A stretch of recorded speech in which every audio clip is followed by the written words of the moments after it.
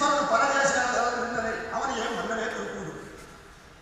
ಪರದೇಶಿಗೆ ಗೊತ್ತಿಲ್ಲ, ಜನನ ಮರಣಾದಿಗಳಿಲ್ಲ. ಹಬ್ಬ ದಿವಸ ಅದರಲ್ಲಿ ನಿದ್ದೆ ಇಲ್ಲದೆ ಊಗಿಸುವ ಬಾಳಿ ಆಟೆಯಲ್ಲಿ ವಿಷಮ ಸಂಸಾರದ ಅಂಗಿಲ್ಲ. ಪರದೇಶಿಯಾದ ಪರಶಿವನು ಪರಮಾತ್ಮನಾಗಿ ಕಾಣುವನು. ಇರುವೆಯ ಕಣ್ಣಿಗೆ ಶಾಶ್ವತ ಕೊಡನಾದಂತೆ ಗೋಷ್ಠದ ಶಿಲಾಜಲವು ಪಿಪೀಲಕರ ಕಣ್ಣಿನ ಒಳಗೆ ಮಹಾಸಮುದ್ರವೇ ಕಂಡಂತೆ ಆ ಪರಶಿವನು ನಿಜಗರ ಮಹಾತ್ಮ ನಾವೆಲ್ಲ.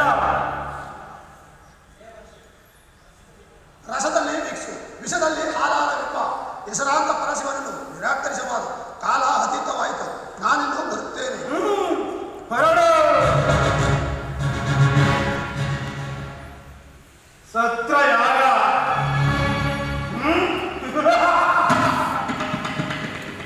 ದೇವತೆಗಳು. ಸತ್ರಯಾಗ ಎಂದರೇನು? ದೇವತೆಗಳು ಎಂದರೇನು? ಕಾಮ್ಯಕ್ಕೆ ಕಣ್ಣಿರುವ ತಲೆಯನ್ನು ಸವಾಲೆಂದು ನಾಲ್ಕು ವೈದಿಕರಾದ ಬ್ರಹ್ಮ ತೆರೆಯ ಮಾತಿಗೆ ಒಳಗಿರುವ ಶಾಂತನೆಯಂತೆ ಸಮುದ್ರ ತಿಳಿಸೋಣ.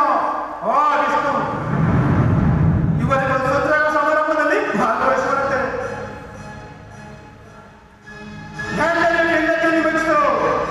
ಯಾವಾಗಲೂ ಹೈರಾಣದಲ್ಲಿ ತಾಳಕ್ಕೆ ತಗತೆ ತಗದಿರುತ್ತೆ ತಗದಿರುವ ಆ ಪರಶುವನ್ನು ಹಾಗೆ ಭಜಿಸುವಂತೆ.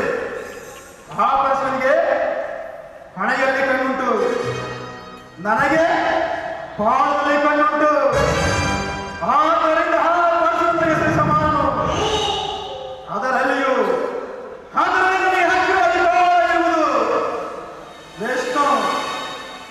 ವಿಷ್ಣುವನ್ನು ವಿವೇಕಿಸಿ ನೋಡುವುದಾದರೆ ಅವನು ಎರಡನೇ ಮುಕ್ತಿಯಾಗುವನು. ಬ್ರಹ್ಮನ